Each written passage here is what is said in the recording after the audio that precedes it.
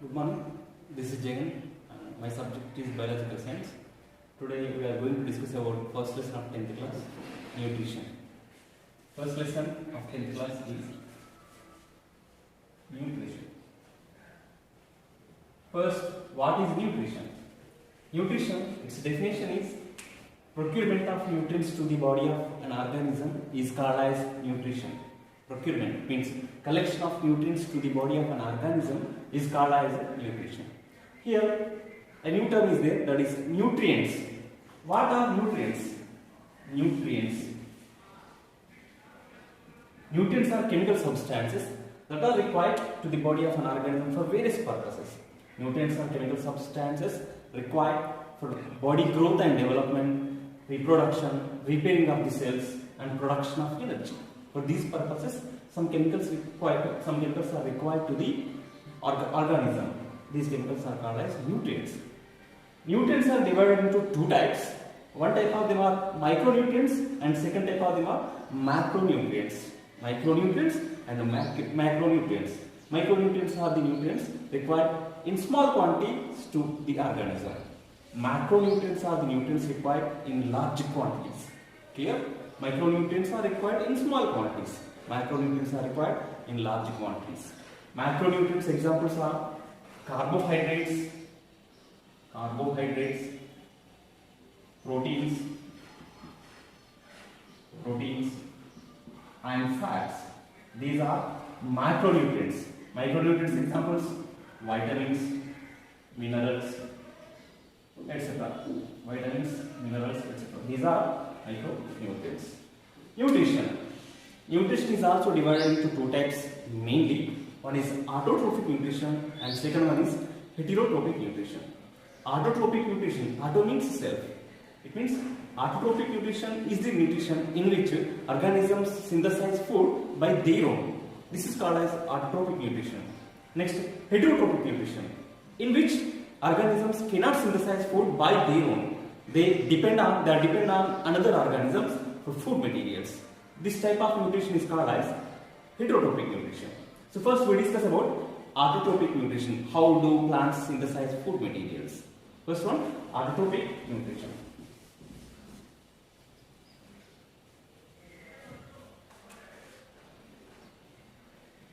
Autotrophic nutrition. Right? Autotrophic nutrition is a type of nutrition in which organisms synthesize food by their own. Examples of this autotrophic nutrition are plants. So plants are autotrophs. They do not depend on any others for food material. They synthesize food by their own. To synthesize food material, plants require majorly four factors. One is carbon dioxide, next water, next chlorophyll, and finally sunlight. Chlorophyll and sunlight. These four are the major factors that are required to the plants for photosynthesis process.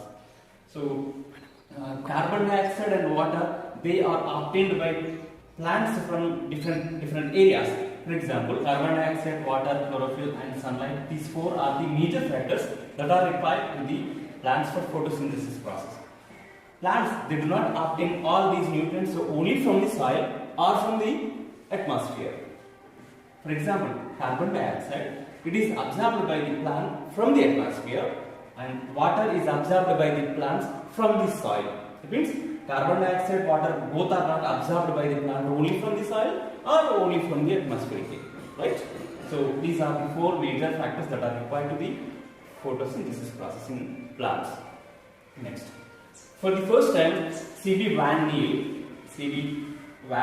Niel, he was proposed the photosynthesis equation. According to him, equation is CO2 plus 2H2O gives rise to, in presence of chlorophyll and sunlight, gives rise to CH2O plus H2O plus O2. This is generalized equation of a photosynthesis process by C.B. Van Niel. After him, Robert Hill modified this equation as 6CO2 plus 12H2O in presence of chlorophyll and sunlight gives rise to C6H12O6 plus 6H2O plus 6O2.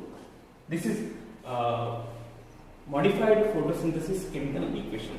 6CO2 plus 12H2O in presence of chlorophyll and sunlight gives rise to C6H12O6 plus 6H2O plus 6O2. Here, this is called as C6H12O6 is called as food material. For synthesis of these food materials, plants perform photosynthesis process. So the main product in this process is glucose. Glucose and water, oxygen are called as byproducts of the photosynthesis process. So first major compound produced in photosynthesis process is glucose. Its formula is C6H12O6. After the synthesis of glucose molecules, then plants having some other biochemical activities through which all glucose molecules are joined together to produce starch. This produced starch is stored in many parts of the plants. Example, leaves. So leaves are the parts of the plants where starch is stored. Next, we are going to discuss about the test for the presence of starch in leaves. Test for the presence of starch in leaves. As we know that leaves are the parts of plants where starch is stored or preserved. To test for the presence of starch in the leaves, we have to pour iodine solution. We have to add iodine solution over the leaf. If leaf is turning into bluish black color after adding of iodine solution, then it indicates the presence of starch. Right? Now let us start the experiment. The aim of this experiment is to test for the presence of starch in leaves. Materials and chemicals required to do this experiment are: first, test tube, beaker, methylated spirit, water, stand, burner, asbestos net, leaf, and iodine solution. These are the materials and apparatus required to do this experiment. Procedure: take a beaker and fill the beaker with water. Take a test tube with the methylated spirit and select one of the leaves of a plant and place it in a test tube consists of methylated spirit. Here one important point is the leaf should be thin and well exposed to light. Next, keep this whole apparatus on retard stand which consists of asbestos net and burn over a water bath. Water bath boiling means heating or boiling something in a test tube which is kept in beaker consists of water is called as water bath, boiling or water bath. So after some time you will observe that the greeny colored leaf is turned into pale color, it means light color. So immediately after finding light color of the leaf, then stop boiling. Separate this leaf from the test tube by using a brush very carefully and transfer it to a plate or a watch glass, right? Then add some amount of iodine solution. After addition of iodine solution, if this leaf is turning into bluish black color, then we can say that leaf is having starch.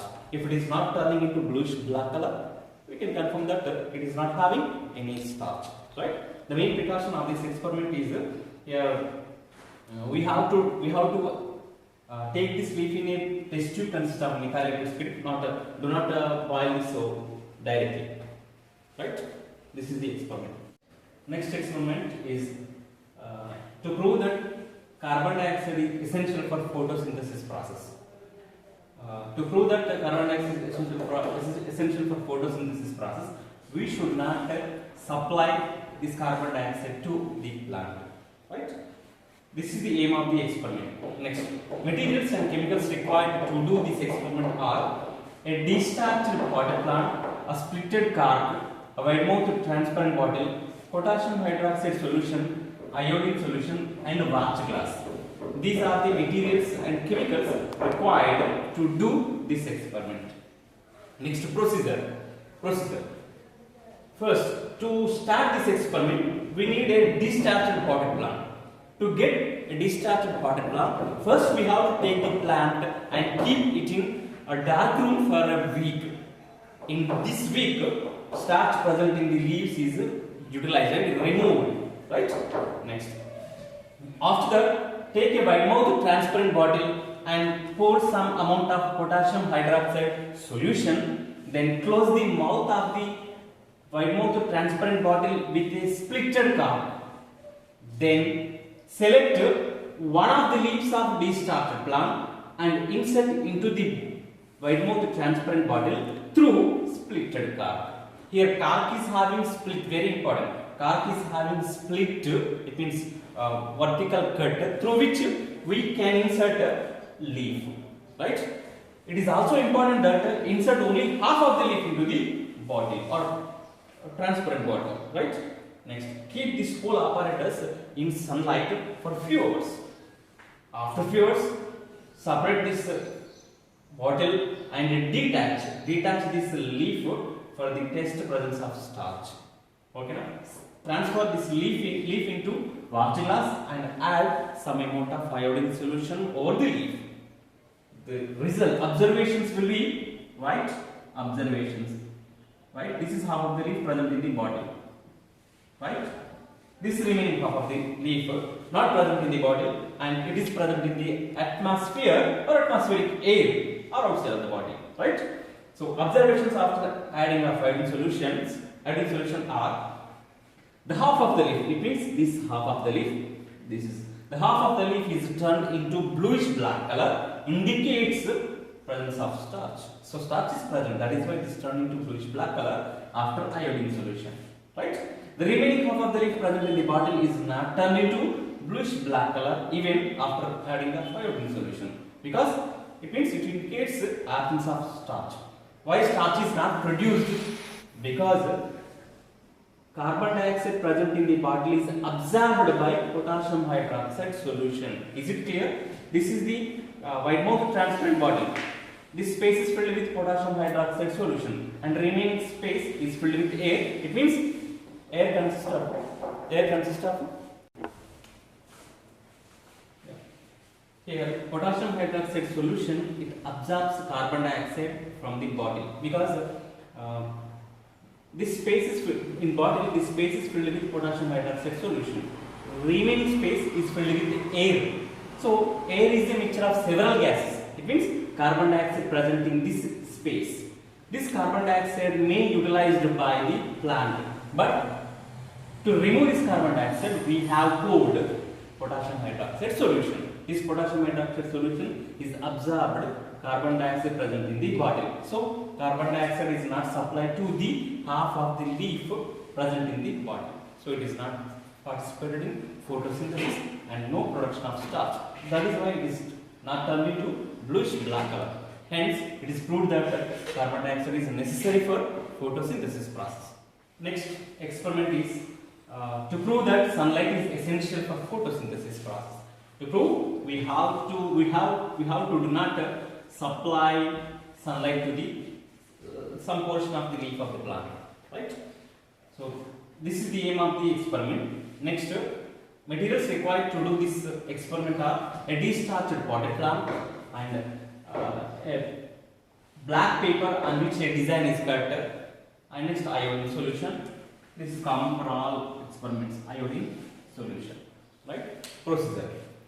To do this experiment, we need a destarched potted plant. To get a destarched potted plant, we have already studied how to get a destarched potted plant, right? So take a plant and keep it in a dark room for few days. In these few days, starch is removed from the leaves of the plant. Then our destarched plant is ready, right? Next, take a black paper on which a design is cut, any design is cut, and fix this black paper on one of the selected leaves, right? Next, keep this whole apparatus under sunlight for few hours. After few hours, detach this leaf, separate this black paper, and go for the presence of starch by using iodine solution. Next, then remove this black paper and pour some amount of iodine solution. So observations of this experiment are: the part of the leaf which could get light is turned into bluish black color, and remaining parts which parts are not received light are not turned into bluish black color. It means, hence it is proved that sunlight is essential for photosynthesis.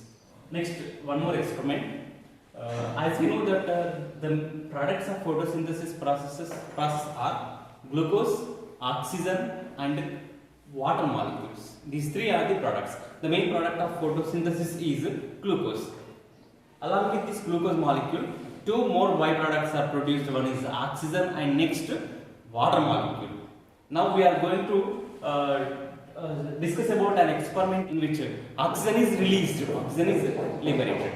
The aim of this experiment is to prove that oxygen is produced during photosynthesis in presence of light, right? This is the line. Next, materials and chemicals required to do this experiment are: one is test tube, next beaker and water, funnel, finally hydrilla plant. Next, along with these, we also need a glowing matchstick or a glowing candle, etc. Right? These are the materials required to do this experiment. Right? This is also called as hydrilla experiment because we use hydrilla plant in this experiment. Right? Procedure: take a beaker and take some hydrilla plant stems and place them in a funnel. Keep this funnel with hydrilla plants in a beaker, right? Fill this beaker with water.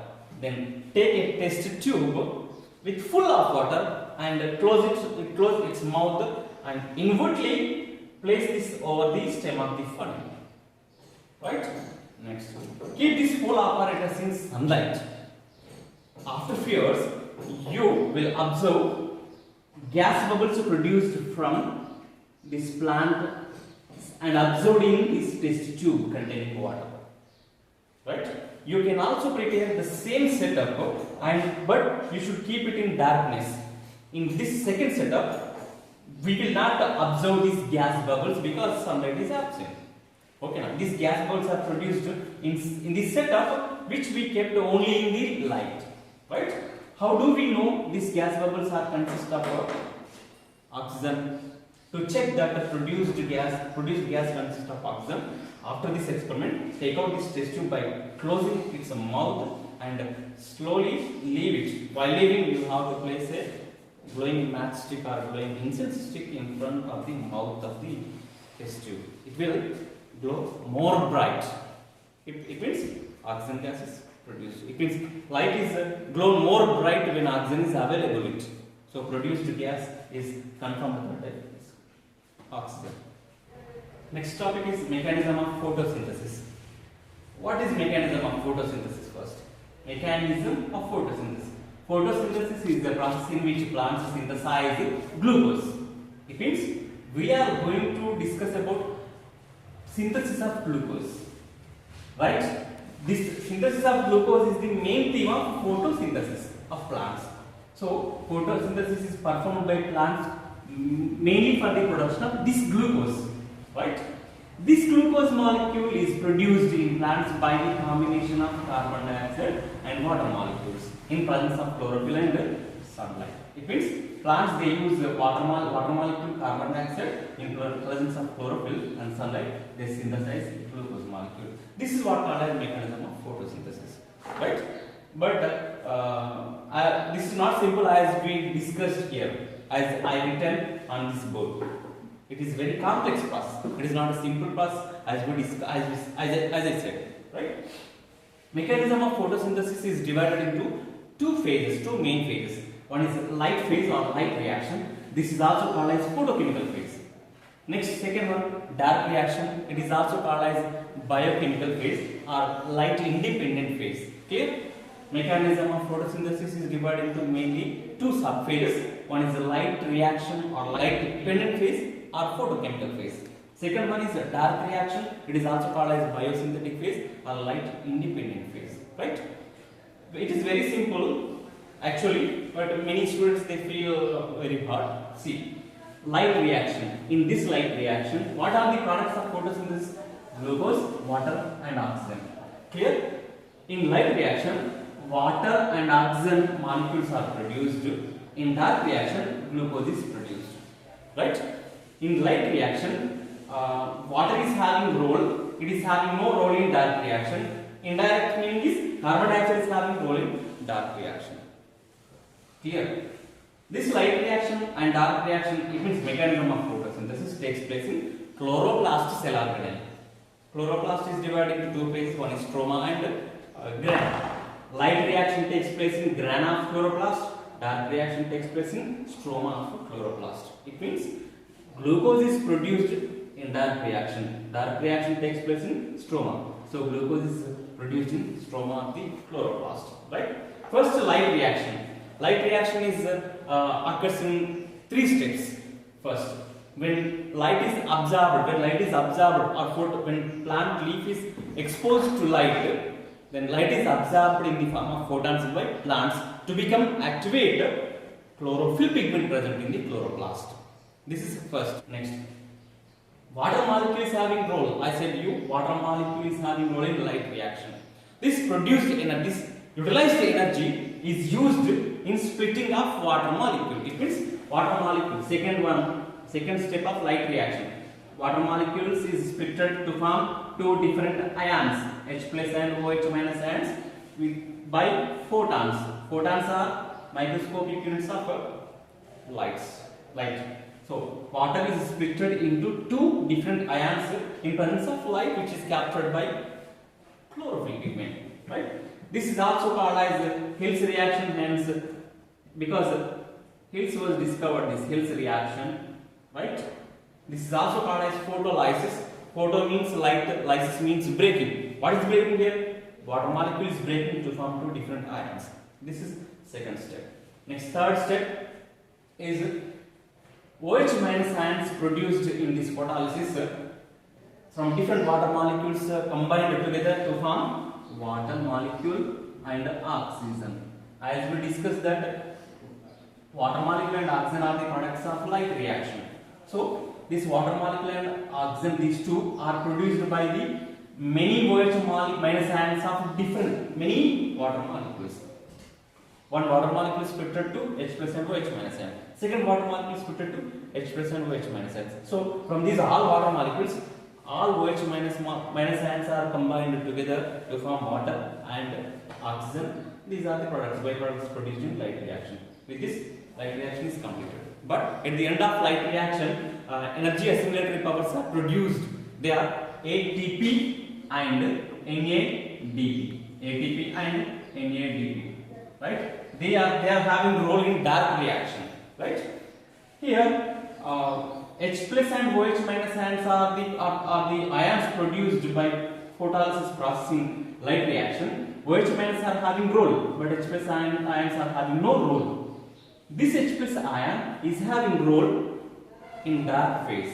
H plus ions are combined to carbon dioxide to form glucose molecules in dark reaction. Right? Next, dark reaction. Dark reaction is also called as a light independent phase. This is light dependent phase. Light is required, light is essential. Light initiates the process of light reaction. But here, light is not mandatory, light is not required. Whether light is present or absent, dark reaction can continue, right?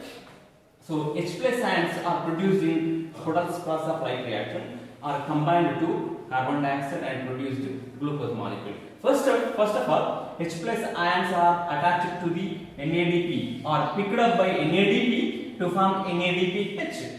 This NADPH carries hydrogen and combined to carbon dioxide, right? So finally, carbon dioxide is turned into glucose molecule, right?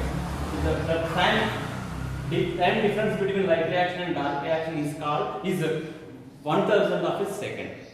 Dark reaction, it doesn't mean that it is taking place in darkness, or it doesn't mean that it is taking place in night time. Its only meaning is it is not dependent on light. Dark reaction, its meaning is it is not dependent on light. Now light is present, but dark reaction can occur. Light is absent, also dark reaction can occur, right? It is continuous state, continuous phase or continuous reaction after light reaction, right? So this is the mechanism of photosynthesis. Mechanism of photosynthesis is not simple as we discussed here. Many steps are involved. At the end of each step, some products are produced. One of the important products of this is RUBP, ribulose 1,5-bisphosphate. Ribulose 1,5-bisphosphate is one of the products of mechanism of photosynthesis. Now we are going to discuss about heterotrophic nutrition in other organisms, especially in Protozoa. Protozoa is the microorganisms phylum Protozoa. Amoeba and Paramecium are the examples of Protozoa. First we discuss about the amoeba, heterotrophic nutrition in amoeba or digestion in amoeba. Amoeba is a single-celled organism and it is belonging to Protozoa phylum.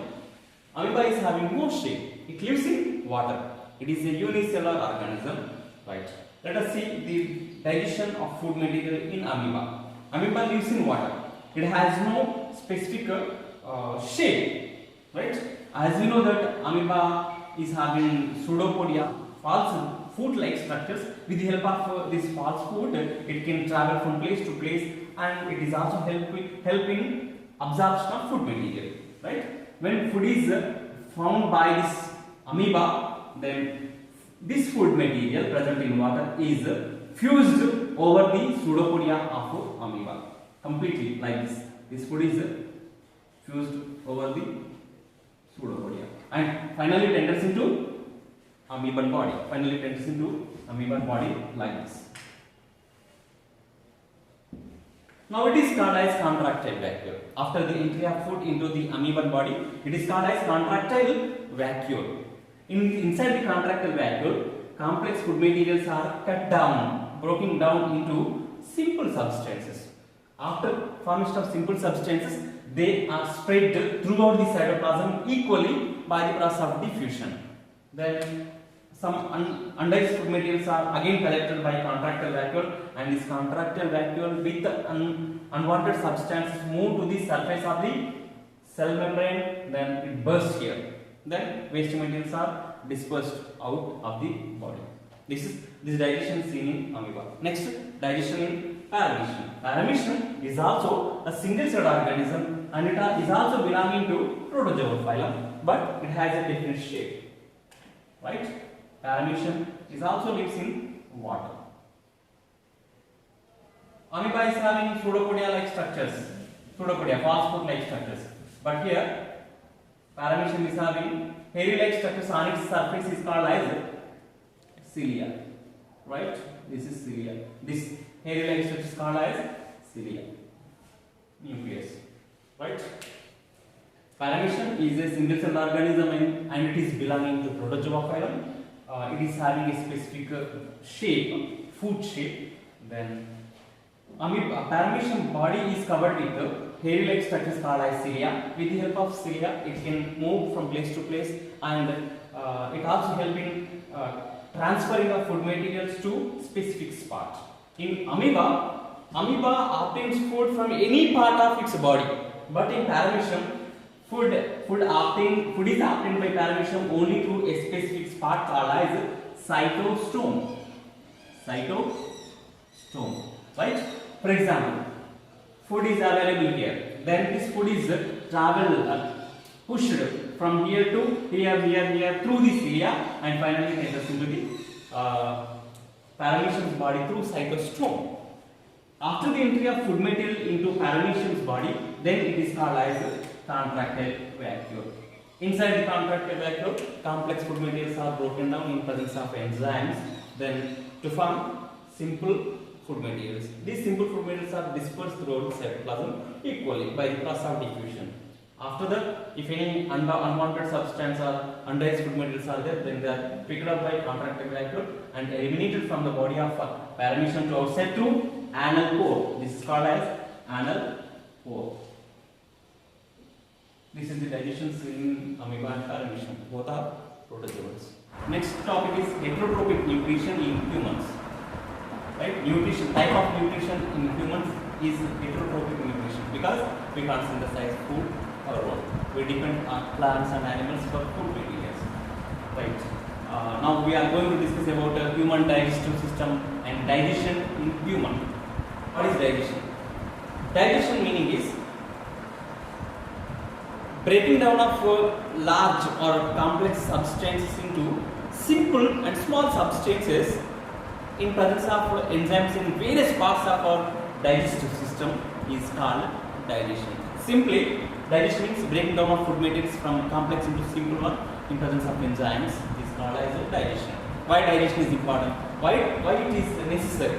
Because all cells present in our body can't take complex food materials directly. For example, we eat food. We cannot send directly. We cannot send direct food materials into the cell because the food material that we eat is larger than a cell. So it should be break down in digestive system. Then only break down in digestive system, and that is enough to absorb by the cell. The food size should be smaller than cell. For that purpose, we need cutters. We need enzymes, cutters, chemical scissors. Right? These chemical scissors break down large size food materials into small size food materials that are enough to absorb by cell. This is called as digestion. The entry of food into the body of an organism is ingestion. Right? Human digestive system is a complex complex system. It is made up of various parts. It starts from mouth and ends with anus. Right? In between these parts of digestive system, many other parts are involved. Many parts, each part is having a specific role in digestion of food material. Right? The food that whichever you eat, it passes only through these parts. Right? Human digestive system is also called as gut. Let us see some of the parts of digestive system. First part is mouth. Right? The food that we eat is cut and crushed by a teeth. It means mechanical crushing of food material. Mechanical cutting of food material takes place in mouth. It is very important, right? When food is chewing in mouth, saliva is produced from 3 pairs of salivary glands. First one, submandibular glands, next sublingual glands, and parotid glands. Submandibular glands are located at the side of the jaw. Sublingual glands are located below the tongue, and parotid glands are located beside of the ears. These 3 pairs of salivary glands secrete saliva. The saliva is secreted into mouth. Salivary glands secreting saliva, which consists of an enzyme called as ptyalin or salivary amylase. This salivary amylase converts complex carbohydrates into simple carbohydrates. So first, food materials which are broken down with chemical scissors are called as carbohydrates, right? And saliva is also very important because when saliva is mixed with food material, it forms bolus. Then bolus becomes slimy in nature, and it can travel very smoothly to remaining parts of digestive system. For this purpose, saliva is very important. And to find the waste of food material, saliva must be produced. Saliva can convert solid state food material into liquid state. Then only we can find the waste of food material, right? So after digestion of food material in mouth, the food is called as saliva. The food is called as bolus.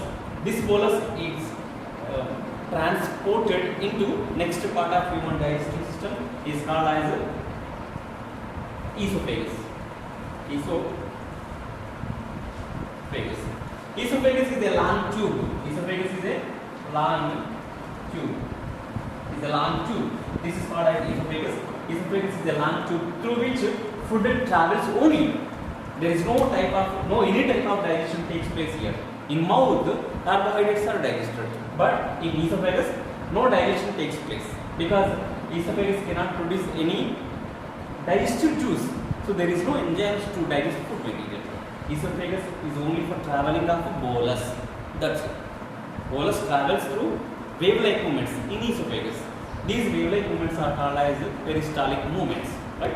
This is the importance of esophagus. Next, bolus, it enters into stomach. What is the name of the juice present in the esophagus? No juice. No juice, no enzyme. Esophagus is only for traveling of food material, bolus. Then after peristaltic movements, then bolus travels into stomach. Right? Stomach, when food enters into stomach, stomach walls secrete an acid, HCl, and juice called as gastric juice. An acid and a juice. Acid name is HCl, hydrochloric acid. Next, gastric juice. Gastric juice consists of an enzyme called as pepsin. Right? Pepsin acts on proteins are converted into peptones. Proteins are converted into peptones in presence of pepsin.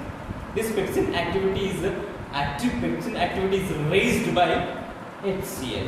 HCl also can kill germs present in the food material. HCl activates the action of pepsin. Right? In mouth, salivary amylase converted complex carbohydrates into simple. In stomach, proteins are converted into peptones in presence of pepsin. Right? So this is digestion. After digestion of food material in stomach, then food is converted into juicy-like substance called as chyme. Right? Food present in esophagus is called as bolus. After digestion, food present in stomach is called as chyme. After the digestion of food in stomach, then chyme is travelled into next part is called as small intestine. First part of small intestine is duodenum. Duodenum is the part of small intestine. Right? This duodenum receives chyme. Right? The total food material present in the stomach is not transported at a time into duodenum. Only small amount of chyme at a time is travelled into duodenum, and it is stopped. Movement of chyme from stomach into duodenum is stopped for some time. After that, again some more little amount of chyme is travelled from stomach into duodenum. This is very important. This travelling of chyme from stomach into duodenum is controlled by a door or a valve called as pyloric sphincter. When pyloric sphincter, for example, see stomach, right? This is ending here, right? This is duodenum. Here pyloric sphincter is present. When pyloric sphincter is relaxed, then this only small amount of time is travelled into duodenum. Again it is closed, right? Then again it is open. Again some amount of time is travelled from stomach into duodenum, right? So this movement of chyme from stomach into small intestine is controlled by pyloric sphincter. It is very important that only little amount of chyme is transported into duodenum, not total amount of food, right? Next, duodenum is the part of small intestine. It receives two secretions, one from liver and another from pancreas. One from liver and another from pancreas. It means liver, it secretes its juice into duodenum. Pancreas, it secretes its juice into duodenum. So two secretions, two juices. One is from liver and one is from pancreas. These two juices are received by duodenum from liver and pancreas. The juice of liver is called as bile juice, and the juice of pancreas is called as pancreatic juice. Let us see the functions of liver juice and pancreatic juice. Liver juice is called as bile. It has no enzymes, but it can convert complex fats into simple fats. Conversion of complex fats into simple fats in presence of bile juice in duodenum is called as emulsification. Next, pancreatic juice function. Pancreatic juice is having enzymes to digest carbohydrates, proteins, fats.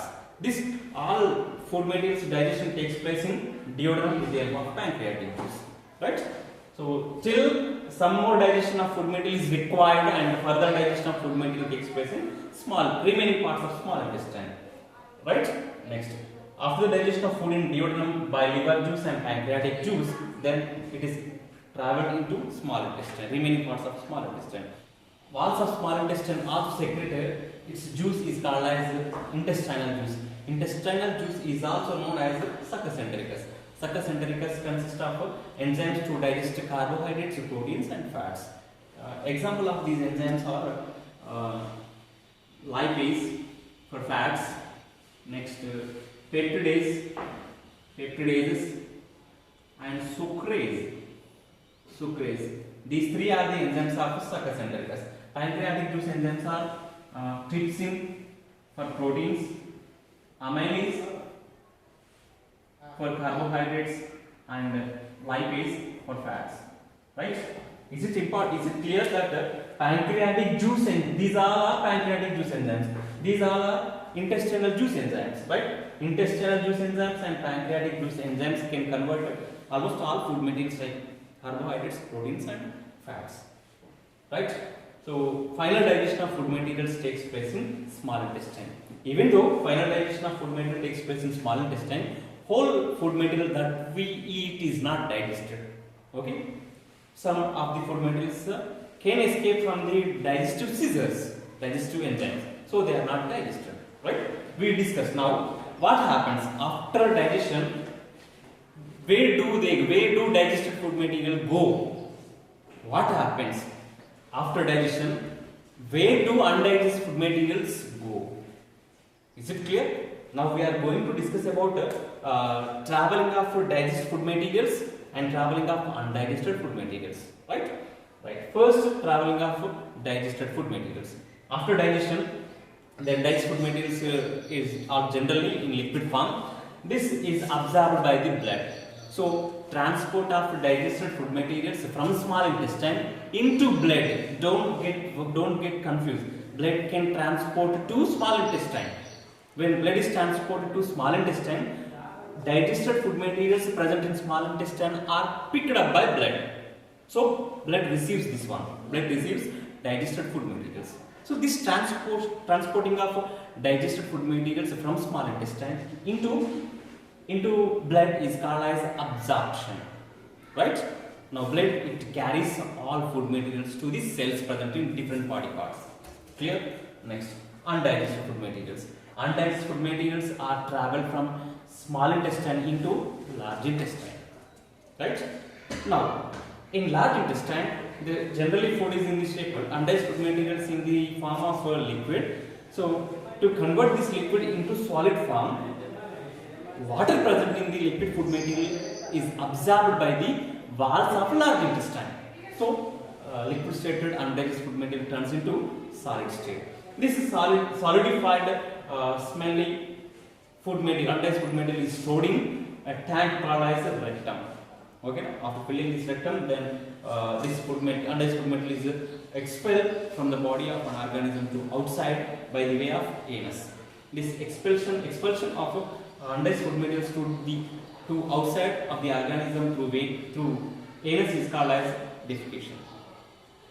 This is digestion of food material in human. Next topic is malnutrition. Malnutrition definition. The food that we eat does not contain one or more than one nutrients in sufficient amounts is called as malnutrition. The food that we eat does not contain one or more than one nutrients in sufficient amounts is called as malnutrition. Mal means it's a lacking, right? Deficiency of nutrients. That is called as malnutrition. Malnutrition is of three types. One is protein malnutrition. Second one, calorie malnutrition. Third one, protein calorie malnutrition. Do you know what are calories giving products? Calorie giving food materials are carbohydrates and fats. So, proteins malnutrition means in this malnutrition proteins are absent. Calorie malnutrition means in this nutrition calorie giving food materials, I mean carbohydrates and fats are absent. Next, protein calorie malnutrition means the food that we eat is not having proteins, carbohydrates and fats. Right? Next, their deficiency diseases. We are going to discuss about two deficiency diseases. One is kwashiorkor, and next one is marasmus. In addition to these two, we also discuss about another disease, that is obesity, and third one obesity. Right? These three are the diseases. Kwashiorkor is a protein malnutrition disease. Marasmus is a protein calorie malnutrition disease. Next, obesity. Obesity is due to overeating of food material. Right? First, kwashiorkor. Now we discuss about kwashiorkor disease. It causes disease symptoms. Next, marasmus disease causes symptoms. Obesity causes effects. First, kwashiorkor. Kwashiorkor is a protein malnutrition disease. Right? It means it means that the person or the child is having no proteins in his diet is lead to kwashiorkor disease. This disease is developed in the children due to accumulation of water in intercellular spaces. The space among the cells in an organism is called as intercellular space. These spaces are filled with water. As a result, accumulation of this water, body parts become swollen. Next, symptoms of this disease: body parts, swollen body parts. Next, diarrhea. Next, poor development of muscles, fluffy and moon-shaped face, difficult to eat, etc. are the symptoms of kwashiorkor. Next, marasmus. Marasmus is a protein calorie malnutrition disease. It means proteins and calorie giving products are absent in the children, those who take diet. It leads to development of a disease called marasmus.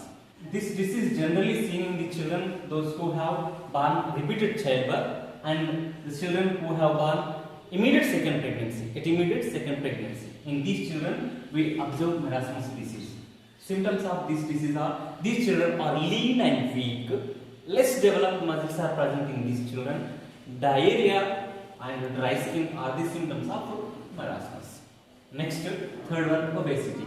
As we discussed that obesity is a disease due to overeating, especially that diet consists of high amount of fats. These obese people, in future, will face many problems, and the problems related to kidneys, renal diseases, cardiovascular, blood transporting problems. Next, gallbladder related disease, and diabetes. Right? These are the malnutrition diseases.